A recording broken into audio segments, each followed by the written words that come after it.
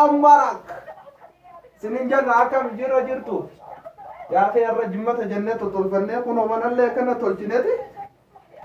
namuma tokkollee dhabne boo namni dhufuuti deemaan dura ganama jaanii irraa fujjira namni akkam jirtan daawwattoota keenya mee inshallah baleessa keessan biyaar jaalalaa jechuudha irra waa'ee jimmata kanarra haasa'eeti kunoo gaa musarsalaan laalaa jira agartu musarsalaan laalaa jiranillee mee inshallah waan gaggabaabaa tokko gadhiifne jenneeti amma qamaatiif qophooyneeti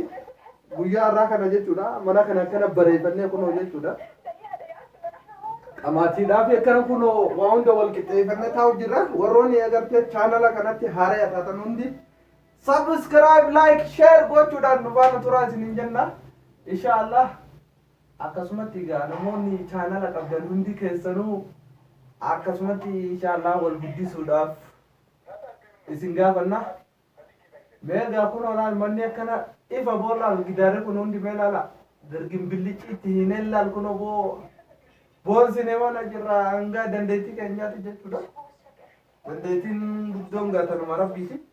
inshallah fuulduratti illee waan tokko gadhiisuun keenya waan hin oolamne mee warroonni chaanala qabdan hundi subscribe like share gochuudhaan nu faana turaa isiniin jenna akkasumatti warroonni chaanalaan guddetan numa jalaas dhuftanii gaa histiin munneedha jette oromoon hin beekta histiin munneedha gaa koomentii isitti kennitanii share gootanii akka nu guddiftan isin gaafan anumaafuu inshallah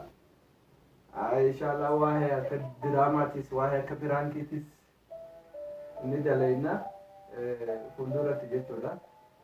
akkuma argaa jirtan kanatti inshallah waan gaggabaabaa mana kiyya taa'eetiin waraabudha waa'uma haasawaatii fi waa'ee tokko aman duratti illee diraama tokko kan galakkise inshallah fuulduratti namoota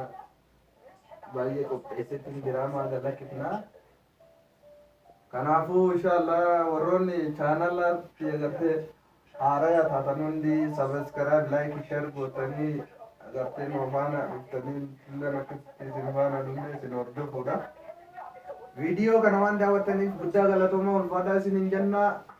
assalaamu alaykum nagayatti isiniin jenna nagaan nuuf tura meegaa inshallah